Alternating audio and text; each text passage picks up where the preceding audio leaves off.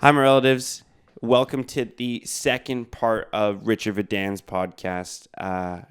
If you missed the first episode, that's going to be included in the link in the descriptions of wherever you're accessing this podcast. But essentially, Richard belongs to the Secwépemc First Nation from his father's side, Hector Vedan, and he was born in England to an English mother. His father was a veteran. Richard is also a veteran as well, too, through the Royal Canadian Airforces. And he has a very, very extensive and rewarding career as a social worker and a social work educator as well, too.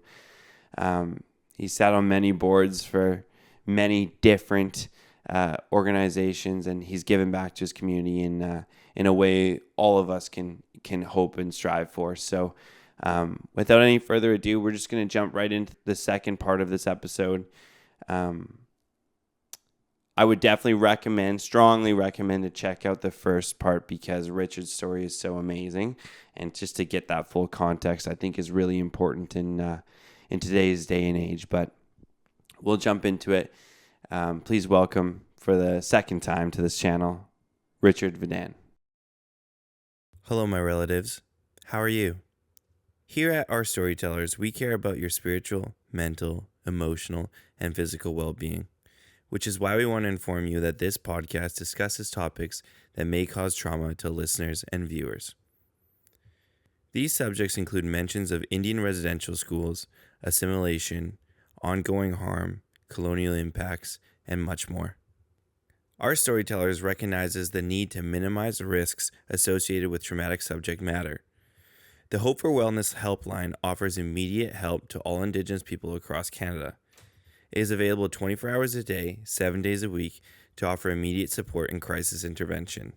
Services are available in English and French, and in Nehiyaw, Anishinaabe and Inuktitut upon request. If you or someone you know are experiencing any harm, no matter how big or small it's perceived to be, you can call the toll-free helpline at 1-855-242-3310 or connect to the online chat at www.hopeforwellness.ca. Kinanaskaman, I'm grateful for you. Your ancestors are always with you. All my relations, Riel.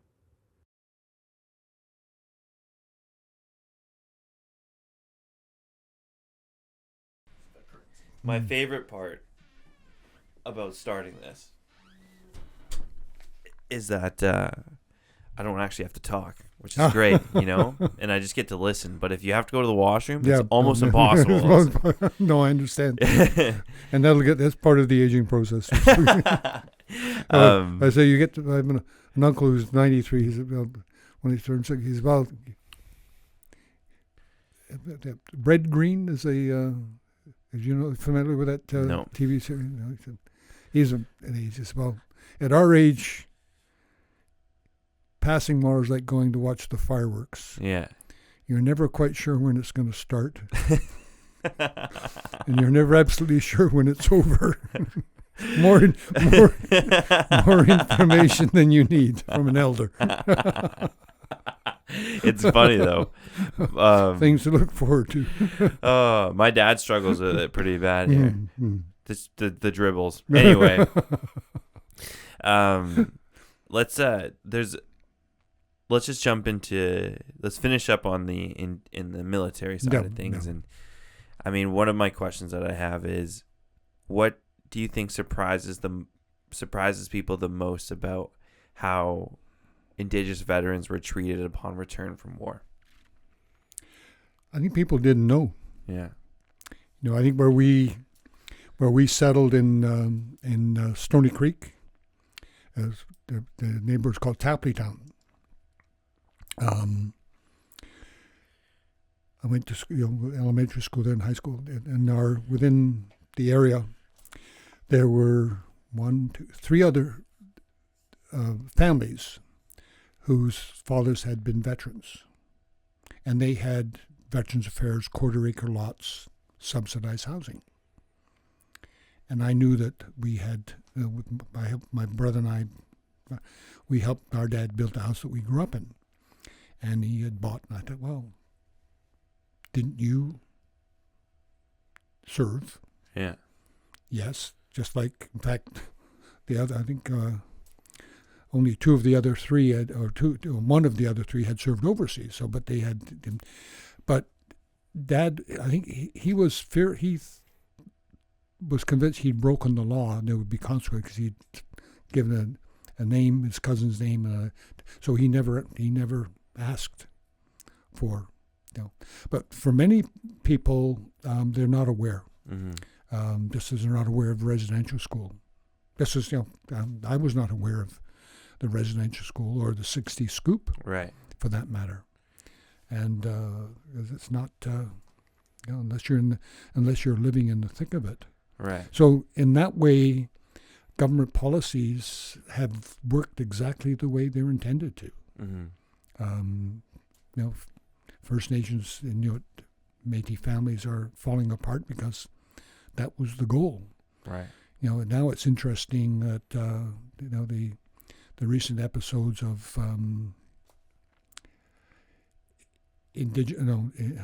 what's the term? People who are affecting Indigenous identity. Mm-hmm.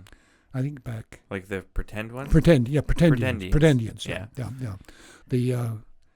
I think back, and again, no, I'm not being completely facetious, but if you can't remember a time when you wished you weren't.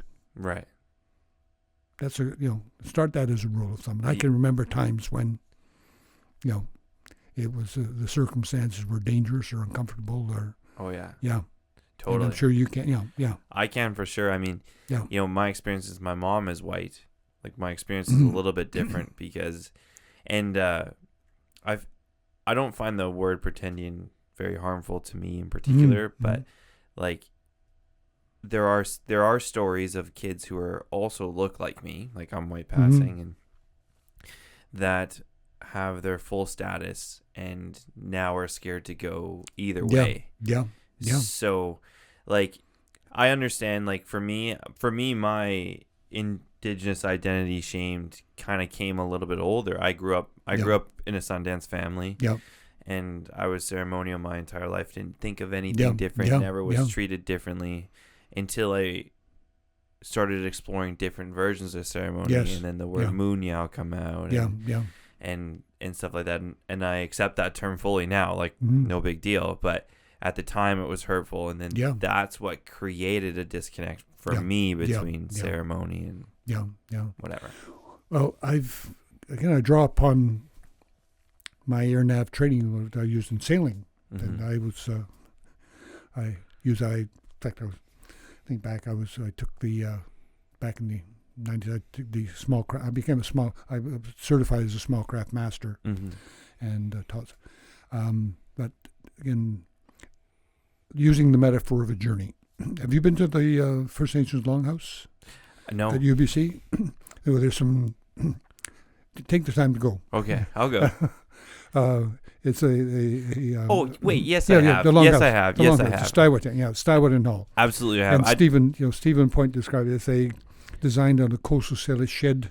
I know exactly. Yeah. I actually have been there. Yeah, there's poles.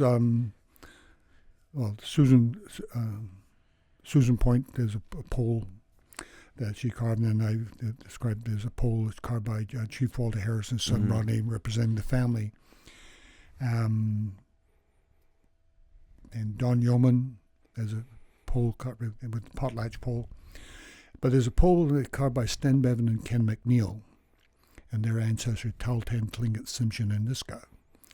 And it shows a two-legged human being kneeling, going into being a raven into another human being. The transition, that the education, the ravens are teacher, educator. So it is a journey pole. We're always either on a, as holistic beings, we're continuing on an intellectual, emotional, spiritual, physical journey. Being on a journey, there's different parts. Having a destination is a goal or an aspiration, or a physical destination is one thing. Over the generations of colonization, we've been convinced we're not entitled to have ambition, Mm-hmm. or we're not entitled to have a vision for ourselves because we're less than. Mm-hmm. So just having that is a challenge. Getting to be less so now, but still hard work. Equally important to knowing where you're heading to is where are you leaving from, holistically, as an intellectual, emotional, spiritual, physical being. Mm-hmm.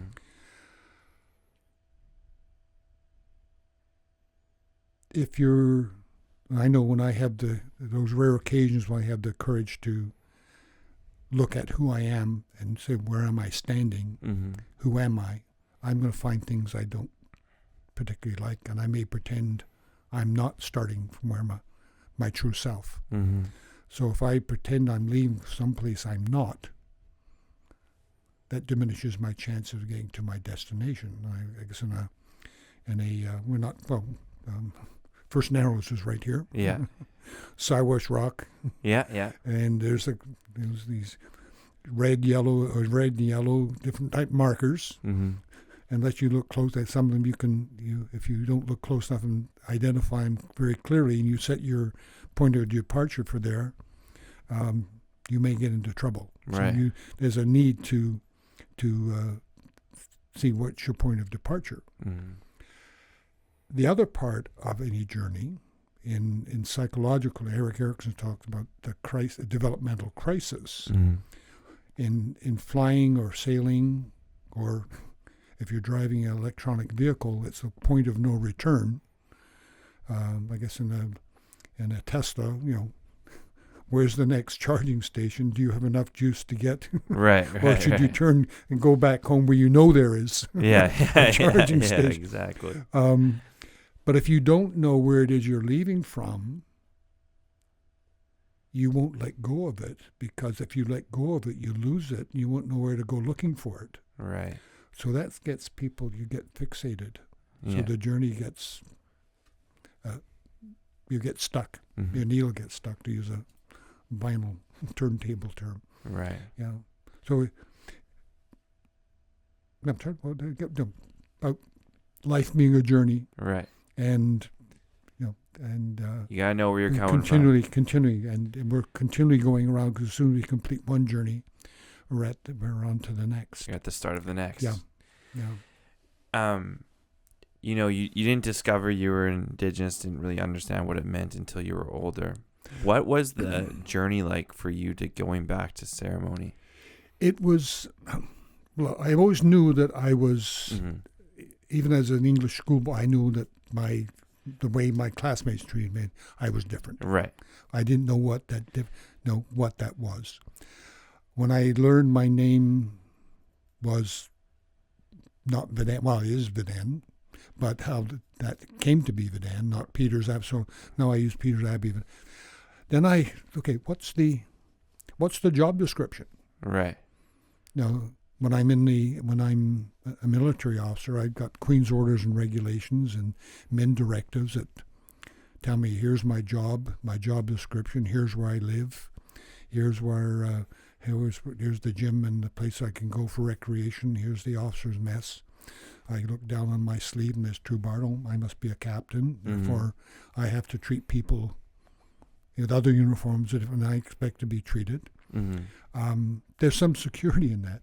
So I went looking for what's the job description of being a Secwépemc man. Right. I had a conversation with Leonard George, Chief Leonard George, who's Yeah. a bit younger than me, but he passed. But again, back when I first came, and he was talking about the same thing, that there's that dilemma. You want to feel, in his instance, as a Tsleil-Waututh man, but what does that mean? And there's have you seen the movie or the story called The Right Stuff? No. This is about the hotshot jet jockeys, the moon astronauts. No, never heard of it. Okay, yeah, these are the Top Gun, Okay. and you have the right stuff, and if you have it, you know it. Gotcha. And if you have to ask what it is, you don't have it, and if you don't have it, you can't get it. And this is the thing, okay, I thought, well, I want to be a Shuswap man, or learn, saying he wanted to be a Tsleil-Waututh.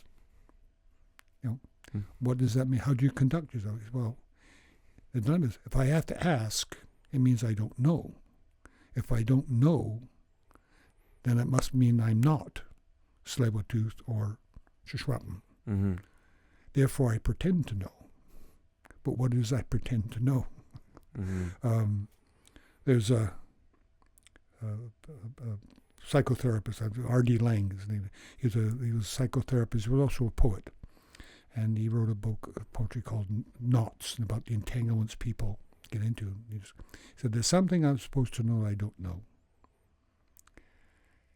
And I don't know what it is I don't know. I don't like the feeling of inadequacy, of not knowing what it is I'm supposed to know. Therefore, I pretend to know it. Mm. This is really hard work because I don't know what it is I don't know. I have to pretend to know everything. And so and around you go. Oh, okay. So there's a book called Imaginary Indian.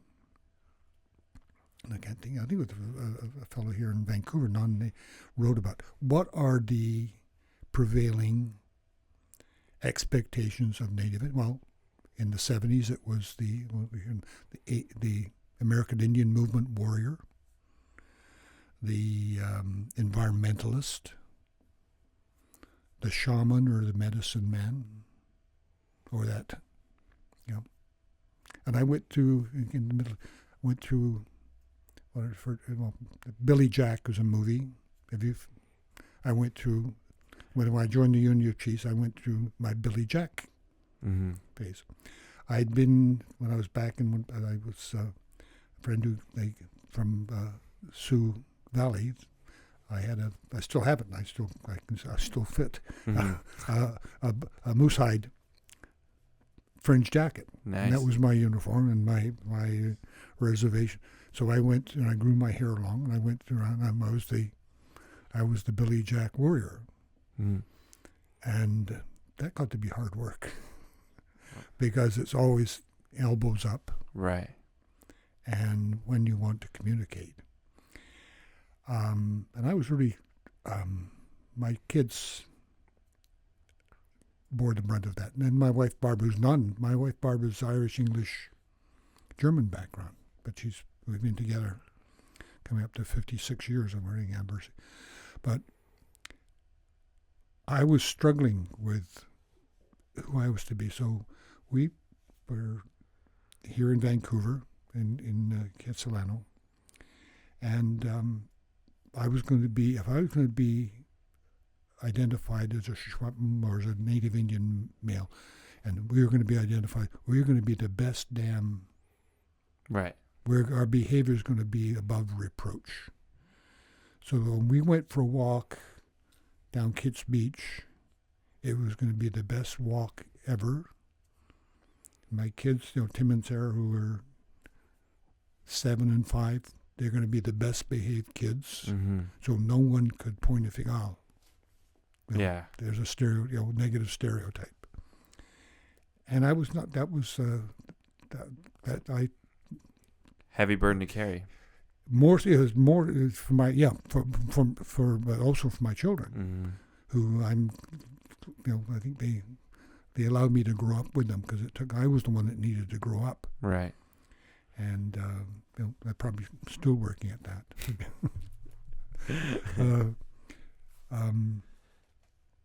So that is, then the transition, and again, what is the expectation? And I think that's how you're going to be treated when you go out in the world. I have a very powerful memory of my father and brother and I were shopping for winter clothes in the basement of Eaton's in Hamilton. Mm-hmm. My dad just come from when he was in his work clothes. And the salesman came up and said, "Can I help you boys?" Not to my brother and I, but it was inclusive and directed towards the question to my father. I thought, "Mister, you said that to the wrong person." Mm-hmm. However, the fellow salesman, he was, whatever's that, it's decades ago, he was wearing a suit and tie. So Dad would automatically put him into a position of authority, whether it was warranted or deserved or not, and didn't respond. And I've seen him knock people down in the workplace for looking at him the wrong way. But so there's that element. How are you judged? I remember going into my father-in-law was visiting Vancouver, and he was staying at the right across from the Vancouver Hotel. The name of it was one of them, and I went in wearing my beaded jacket to the front desk, and was quite dismissed. Right. And I allowed myself. And 5 minutes later, my wife Barbara went in. Oh yes, he's in room such and such. Okay, what's the difference here? Right. That's the burden, and that's I think people who are identified as racial mind. It's hard to accept that, because if you accept it, that's something that people are treating you in such a way based upon something you can't change. You don't. It's more likely people. Well, maybe my attitude was wrong. You take it on yourself and justify really what is unacceptable behavior, and that gets to be it eats away at the soul. Right. Yeah. So going through that, and I think it's an ongoing process. Right. Yeah. So it seems like, though, that like that was the repercussions, that was the cost of seeking it out, but it did sound like you got curious. Oh yes, yeah. And so then then getting involved. I taught at Langara for 16 years, and was involved with that. My day job allowed me. I was a volunteer board member with the Vancouver Friendship Center, Native Ed Center, and also with the Native Police Liaison, and other professional groups, and at home as well. What made you title your PhD thesis, "How Do We Forgive Our Fathers"? I borrowed. You have it. I have it. I went back late in life.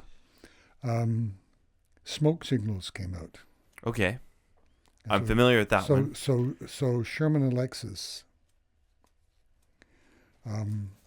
is the Tondo and Lone Rangers fist fight in heaven. What do I have this here? And it's Thomas Builds the Fire.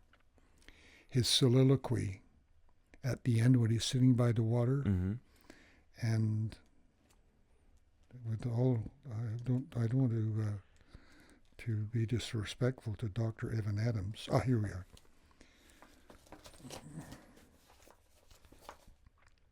Do we forgive our... No, go back to the beginning. Thomas Builds the Fire soliloquy. How do we forgive our fathers? Maybe in a dream. Do we forgive our fathers for leaving us too often, or forever when we were little? Maybe for scaring us with unexpected rage, or making us nervous, because there never seemed to be any rage there at all. Do we forgive our fathers for marrying or not marrying our mothers, for divorcing or not divorcing our mothers? Shall we forgive them for their excesses of warmth or coldness? Shall we forgive them for pushing or leaning, for shutting doors, for speaking through doors or never speaking, or never being silent? Do we forgive our fathers in our age or theirs, or in their death saying it to them or not saying it? If we forgive our fathers, what is left? So that is that very powerful movie.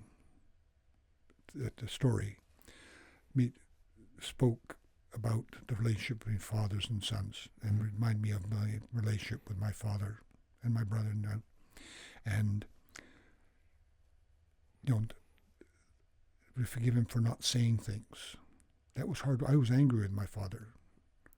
Longest time for keeping us separate. We were thousands of miles from my mother's family. We're thousands of miles, and I was resentful, angry, but not understanding why. Mm-hmm.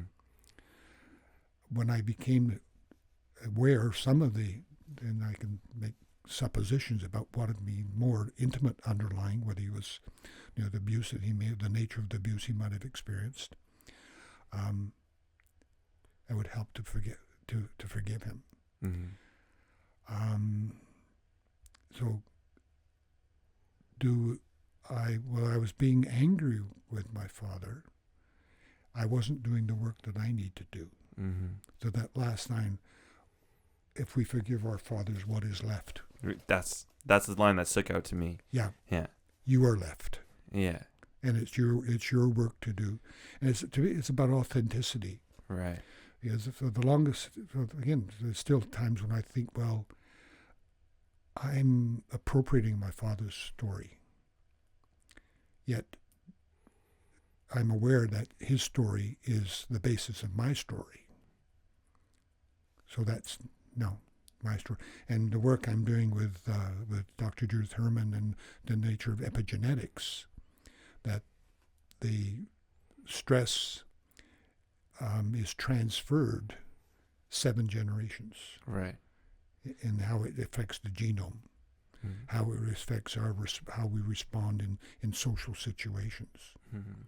So, again, that is the work that has to be done. Because if I don't forgive my father, I don't have to do the work. I can, he's like, I'm saying, it's having a one member of the family who's a drunkard is really handy to have around, because you can blame that person in the corner and for everything else that goes wrong in the family. Mm-hmm.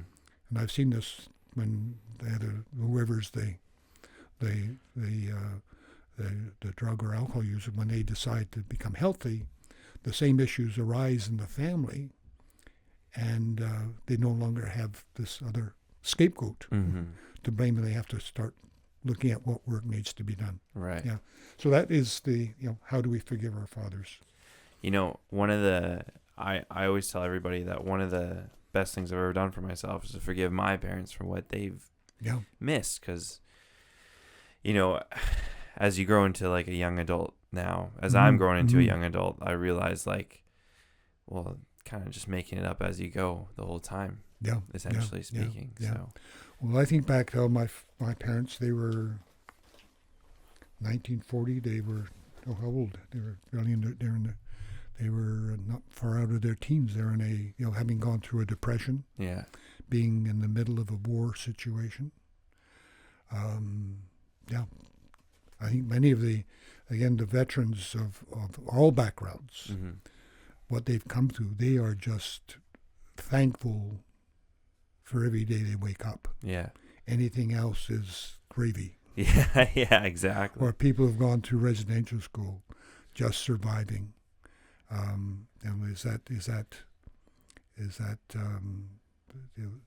Some people say, well, they're lazy, or they're not, they have no motivation, or they just, they've got a view of what is really important. Right. Totally. Yeah. When I was researching your career, there's not much stuff that you haven't done, but I read. I'm just kidding. But I wrote a little bit here, and you've been on the board for so many Indigenous-based organizations and projects, including the Vancouver Friendship Center, the VPD Native Police Society. You have 40 years experience as a social worker and social educator too. You were the director of the First Nation House of Learning, and you've held a lot of titles. What drove you personally? What motivated you to impact so many different areas and to be involved in so many different projects? What was the motivation? I think wanting to have a sense of community, being grateful for having a sense of being invited to belong, to participate.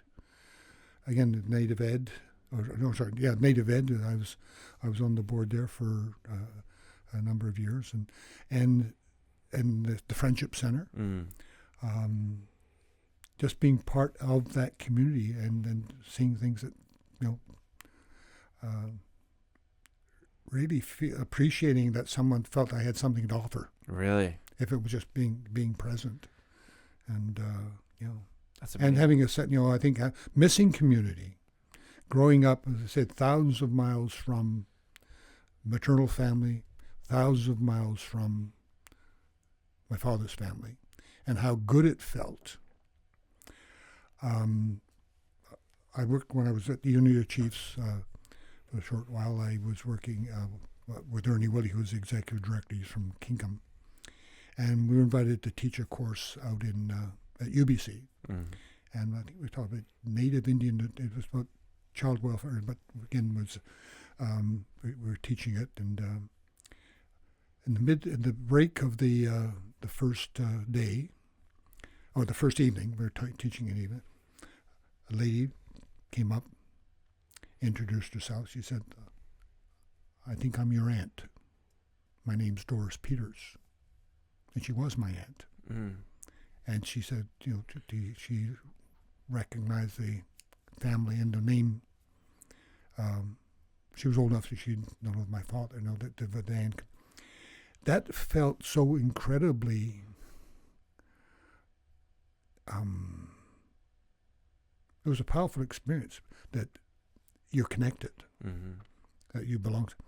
And Doris at that time was she was a guard in the BC Women's Prison, and this was in 1970. And she went back and she discovered she had healing touch, the gift of, and so she was invited by hospitals, Western medical people. She was to go in, teach healing touch, and do.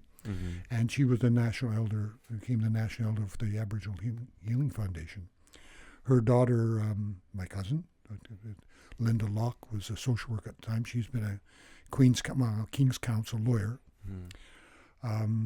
But just that said, okay, I'm here with people whose life experience is similar to mine, and they aren't telling me you don't belong, which I'd experienced.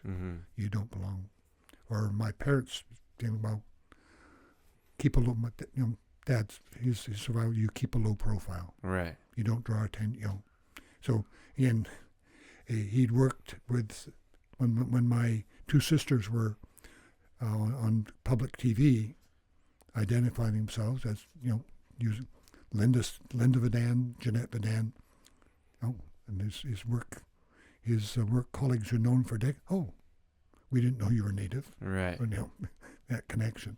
So if you're spending time in denying things, that takes a whole lot of energy. Right. That can be used for. So I think I jumped in with, and the feedback. Every now and again, I remember being in Pearson Airport, and Toronto, yeah. And I was going, and this not so young, middle-aged man came up to you. You don't remember me, but he was a student at Native Ed at the time when I was present. He said that he had been working in the logging industry till he had injured himself and could no longer do that. Came back and he said, "Oh, I'm off to starting my master's degree in law at Queen's, and Native Ed, and made this."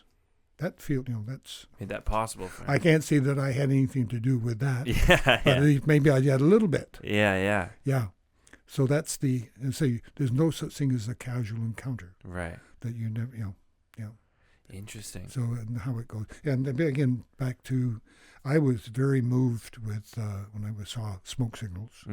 It was, I am just, that Dr. Evan Adams, that he was in the midst of doing pre-med, extraordinary, and gone on, So that really rang, and then the whole nature of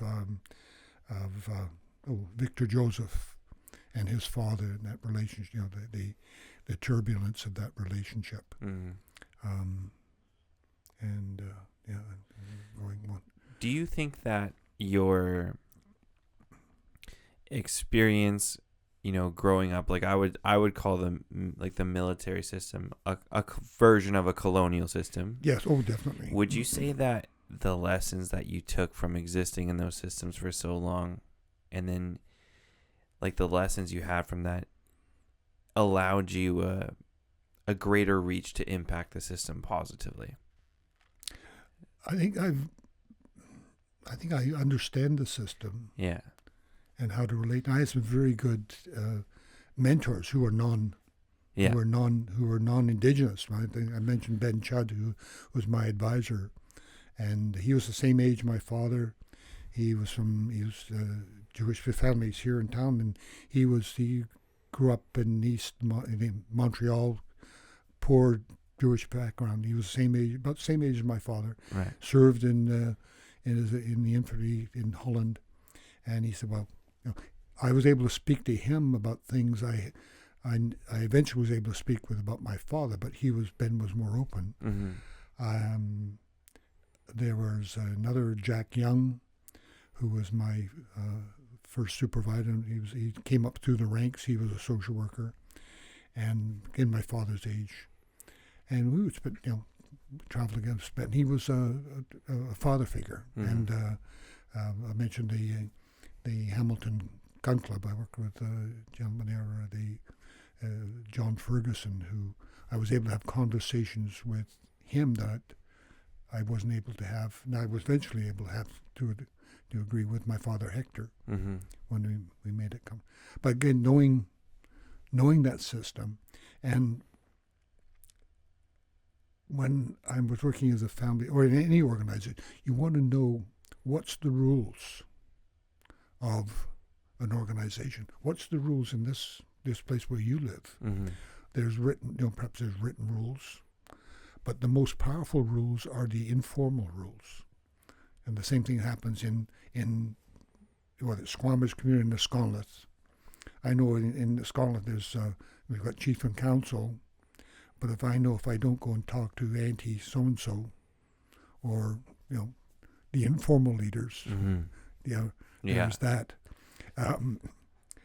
But growing up in a household where one of the rules is you can't talk about the rules, and that was the in many ways. Right. So what can you talk about? Right. And how do you how do you communicate effectively? And that's very scary, because you're always walking on eggshells. Walking on eggshells, yeah. Freedom is when you've got nothing. No, it's not. Freedom is, having structure is knowing what the upper and lower limits are. You've got freedom within that span. Right. But if you don't know where the limits are, you may not move, and you may limit yourself, mm-hmm. because you may be you don't know where the boundaries are, and you want the consequence, and particularly for residential school, mm-hmm. Crossing a boundary was of life consequence. Mm-hmm. And I think that's how we, in instances now, and that discrepancy between in communities where there are formal rules, but nobody's paying attention to them, right, or nobody respects them. So again, it's anything goes, and that wasn't the nature prior to contact. Right. They have this ethic of non-interference, but you were expected to do. You could do whatever you wanted, but you were expected to do the right thing. Mm-hmm. And if you chose, then you also bore the consequences, right, of your behavior. Yeah. You just go say, well, see you later, heading down the road now. Yeah, that's the consequences of your own individual behavior. Exactly. And you're accountable for that. Yeah. What would you like for the next generation to start actioning today? If you could give me a job, what would you want me to accomplish? I think doing what you're doing. I'm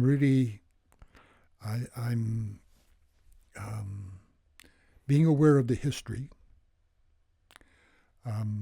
Like when I left the Air Force and moved mm-hmm. into BC. I thought because I didn't know what the history was, I thought everything bad that had happened to First Nations in Métis was in the past. Mm-hmm. When in 70s, it was just starting. And we're still in the midst of that now. So being aware, having the media, the format of the media comes with a burden, because the messages are very powerful. And so having the checking the sources is so important, but having that communication and being aware that we're part of the whole community. But I think it's very optimistic about. I would say it's not a sense of entitlement, but there's an awareness of that there's possibility, that there are things that each and every person is entitled to. Mm-hmm. Yeah, and then you shouldn't apologize. And I think your generation, or my son's generation, aren't apologize for being who they are. Oh, I ain't sorry for shit, Richard. Yeah. I have those moments, but I can't say, I don't say, I can't, I have to be honest. I don't know. And it comes out of fear. Yeah. Yeah. And, but I mean, I've learned so much from this conversation altogether. So really you're actually the one that's doing the whole media thing. I'm not doing anything. Yeah. I'm just sitting here asking questions. Well, thank you. Well, I was thinking when you're confronted with something which is as an undertone or even blatant racism, how you react. I find myself being, I don't make the person uncomfortable by pointing out that this is not on, and many hinting at it or suggesting, and there's people in very significant positions who should intellectually know better, and they use it to their own advantage. Yeah. So, and being the rapidity of information is so great, where you get response instant. A message goes out, there's instant response. Yeah. And we need to, I think, back to taking the time to come to fasting, where things slow down. That we need to take the time to reflect as all of this information comes back. Yeah. And some of it may, I remember a colleague saying, well, with email, is one of the, you make sure if you've got something somebody's triggered you really want to say something, don't put the address in until you've got the text written. Yeah. And then either you press delete. Yeah. Or you save it as a draft for 24 hours. I hope this email finds you before I do. Yeah, exactly. Yeah. And that is where we live in such a rapid pace. Yeah. These days. Yeah. No, I don't know how many of an audience you have, but I know Alvin Toffler in his way back his first book, Future Shock. In the current, and again, it's back in the 70s, we can encounter as many people in our urban centers in one day that we might have encountered pre-industrial in a lifetime. Right. I remember my maternal grandmother, Eliza Mullen, she visited us from England in 1960, and her whole life had existed in 40 miles between Victoria Station, London, and Brighton, and she flew to visit us, and she could not adjust to the fact that she'd gotten in an airplane, right, and flown to another part of the world she'd only imagined. And we're all like that. Hi, my relatives. Do you know how to start a podcast? Because at the beginning of starting Our Storytellers, I did not. One of the things that I've learned is how expensive podcasting can be. So Please support us through our Patreon page. If you like what we're doing here, anything helps. You'll get early access to episodes, some exclusive content as well. Again, please support our Patreon page if you can. Thank you so much, Keenan Askaman. Back to our podcast episode. Well, again, with the rapidity of information, I used to refer to the Sesame Street moment or the Sesame Street minute because of all of that editing. And I don't know if you recall, if you've ever seen episodes of Laugh-In. Yeah. I think I remember hearing about the amount, how many hours, I think it was 100 hours they spent editing to get 1 minute that went on air. My wife Barbara, her first career was in journalism, so she did degrees in journalism. So we like sitting with hard copies of the Vancouver Sun, Globe, and Mail. Right.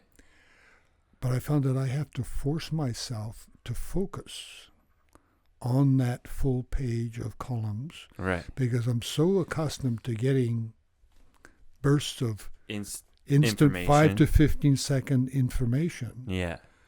That really it's information, but it's not. I don't have again, taking time to reflect. So yeah. I think that like in my generation right now, I think that we struggle a lot because of this. And like I don't have. When we first started the podcast, here's a great example. You have all the marketing stuff on your phone. You can't market anything without social media. So we have all this on our phone, and I'm constantly checking it, constantly going back to email, constantly going to and from all this stuff. And it does erode your ability to focus and concentrate on a single problem and be able to dissect that. But at the same time, it's like my best quality of work comes out when nobody is around me. And luckily for me, I've always kind of enjoyed reading books. So when I went to university, I had no clue how to be a student. Did you have a similar experience? Oh yes. And I had zero idea. Nobody taught me how to do that. No. And I was like, okay, well, I guess I'll find somewhere that will. And then I researched. I read. Do you know who Cal Newport is? I do know. Yeah, Cal Newport has a book called Deep Work.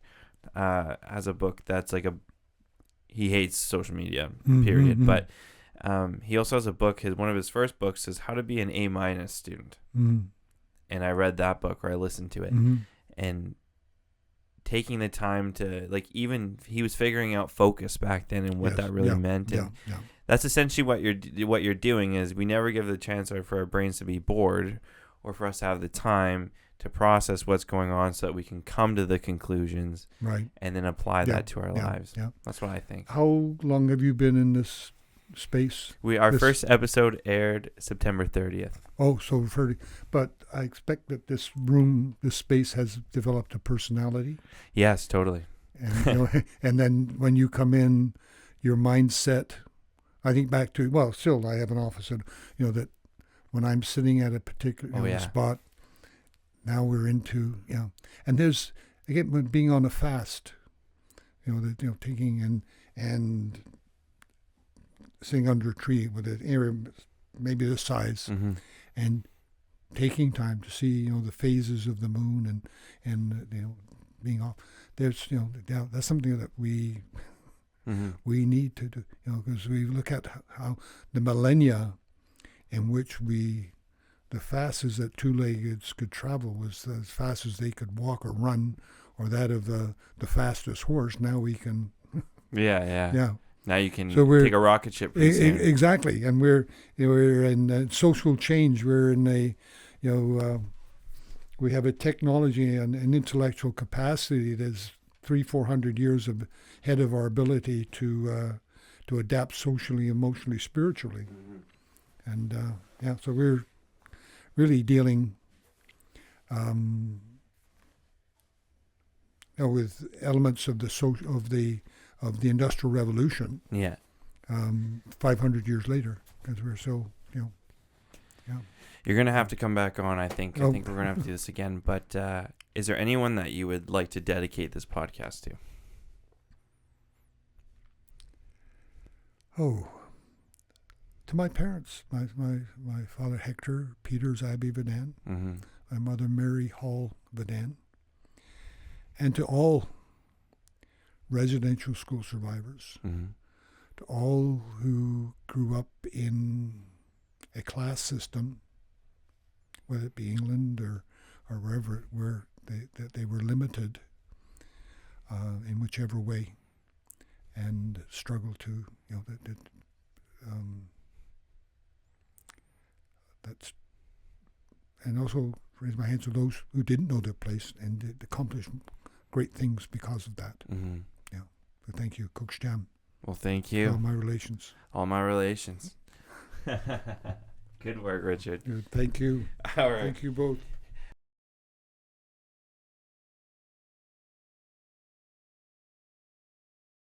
Hi, my relatives. Thank you so much for tuning in and watching the second part of Richard Vedan's episode. Richard, if you're listening to this, it was such a pleasure to sit down and hear your story and learn from you. I think that the whole world has something to learn from your experience. So I'm so grateful to you and I appreciate it so much. Keenan Askerman, I'm grateful for every single person who is listening to this podcast and who is a supporter of Our Storytellers. If you'd like to support Our Storytellers, please visit our Patreon page, subscribe to YouTube, and follow on Spotify. And we will catch you in a few weeks with your next episode. I'm grateful for every single one of you again. And all my relations. Love, Riel.